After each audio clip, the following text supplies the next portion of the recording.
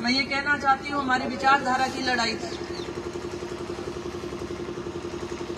और आज काफी लोग मुझे कहते हैं टिकट हमें नहीं मिली। सबसे पहले मैं बताना चाहती हूँ मैंने पार्टी को मना भी किया था कि मैं चुनाव नहीं लड़ना चाहती हूँ।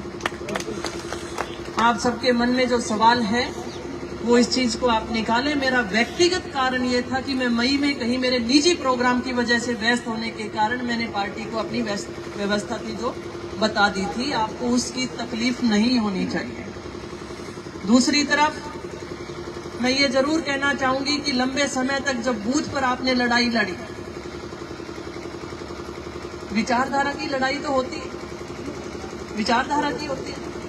और वैसे हम सामाजिक प्रोग्राम में इकट्ठे एक दूसरे के प्रोग्राम में जाते हैं कि नहीं जाते, शादी ब्याह में जाते हैं कि नहीं जाते। और मैंने हमेशा मेरे भाषण में तो यही कहा कि हमें किसी से दुश्मनी नहीं पालनी। मेरे भाषण में मैंने हमेशा कहा कि हमारे युवाओं के भविष्य को मद्देनजर रखते हुए हमने राजनीति करनी।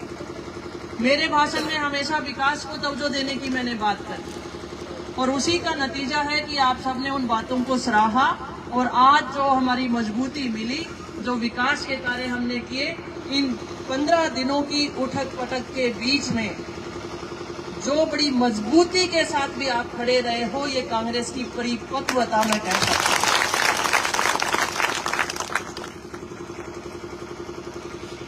कस्बा परिवार हमारे सामने चुनाव लड़ता रहा, उनकी उस पार्टी की विचारधारा थी, वो गलत नहीं थे, अपनी पार्टी के हिसाब से चुनाव लड़ रहे थे। लेकिन इन दिनों जो चूरू के घटनाक्रम बदले,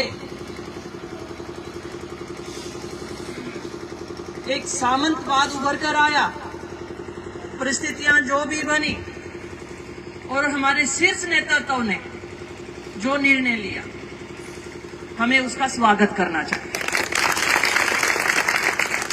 हमें उसका स्वागत करना चाहिए। मैं आप सबके बीच में बताना चाहती हूं, राम सिंह कस्बा जी टिकट होने के बाद मैं यहां पर थी, मेरे घर पर आकर भी मिले। जो सवाल आप लोगों की जहन में है उसके ऊपर चर्चा हुई और इसी तरीके से राहुल कस्बा जी भी मेरे घर पर जयपुर भी आकर मिले, उन सवालों पे भी चर्चा हुई। तो निश्चित मानिए, मैंने हमेशा मंच के माध्यम से कहा है, आपकी दुख तकलीफें मेरे लिए सर्वोपरि है। मैंने आपको परिवार का एक सदस्य के रूप में जाना है। मेरे घर के दरवाजे ठीक उसी तरीके से जैसे पहले खुले थे वैसे आप लोगों के लिए खुले हैं। मेरे लिए मैंने आप सब लोगों को क्या कहा कि मैं राजनीति में सेवा के हिसाब से आई हूं, मैंने सादुलपुर से कुछ कमाना नहीं, यही बातें बोली थी। और वही मेरा आज भी निष्ठा है, वही मेरा निर्णय आज भी है। अकेला सादुलपुर को मत देखो, मुझे पता है पूरे लोकसभा क्षेत्र को अगर देखते हैं हमारी परिस्थितियां भिन्न है, लेकिन आज देश की परिस्थितियों को मद्देनजर रखते हुए भी हमें अपना बड़ा मन करना है। हमारे घर में आए, आज हमारे परिवार में आए, राहुल जी कस्बा का हमें स्वागत करना है। मैं ये आप सबको बोलने के लिए आई। आज बड़ा मन करने की आपको जरूरत है। आप बड़ा मन करके उनका स्वागत करेंगे तो निश्चित तौर पर आने वाले समय में मैं कहती हूँ, ईमानदारी कभी भी खराब नहीं होती, कभी भी जाया नहीं होती है, वो आपको हमेशा ऊपर लेके जाएगी। मैंने 10 वर्षों में चाहे किसी से मेरी बनी नहीं बनी राजनीतिक बातें रही हो, लेकिन मैंने किसी को नुकसान पहुंचाने की बात कभी नहीं की। और वही ईमानदारी की वजह थी कि आज 62,000 लोग मेरे इशारे का इंतजार कर रहे थे। इसी ईमानदारी की बात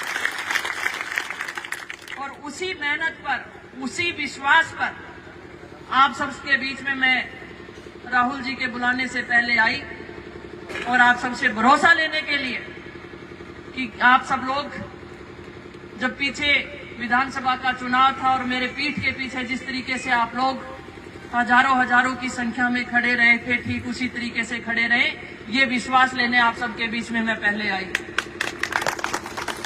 क्योंकि 10 वर्षों में मैंने आपको जो भी बोला आपने माना, लेकिन आज मैं आप सबसे विश्वास लेने आई हूं और दोनों हाथ खड़े कर मुझे विश्वास आप दिलाते हैं तो मुझे बड़ी खुशी होगी। मैं पुनः कहती हूं, आपके मन में जो सवाल है निकालिए। जैसी कृष्णा आपके लिए पहले थी उससे मजबूत होकर आप सब लोगों के साथ खड़ी मिले।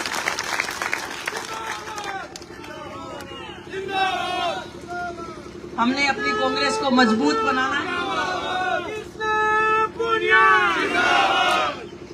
हमें अपनी कांग्रेस को मजबूत बनाना है। राहुल गांधी जी पूरे भारत का भ्रमण उन्होंने किया है, यात्रा की और देश के हर वर्ग के पास वो पहुंचे हैं। महिलाओं के पास, युवाओं के पास, मजदूरों के पास, किसानों के पास, छोटे व्यापारियों के पास। उस यात्रा में सब लोगों से मिलने का जो कारण उनका था वो ये था कि कांग्रेस पार्टी सत्ता में आए और इस देश को फिर से पटरी पे लेकर आए। वो उनके हौसले की मैं दाद देती हूँ। वो तभी संभव है जब हम अपने बूथ को उसी तरीके से संभालें। मंच वही है जहां पर मैंने धन्यवाद देते हुए एक ही बात कही थी और आप सब लोगों की जोरदार तालियां उस पे आई थी। उनके लोकसभा में कोई भी प्रत्याशी आता है मैं उसका स्वागत करती हूं और मुझे खुशी होगी कि कांग्रेस के कार्यकर्ता, मुझे 62,000 वोट मिले थे तो 62,001 भी करके दोगे तो मुझे खुशी होगी। ये मैंने बात कही।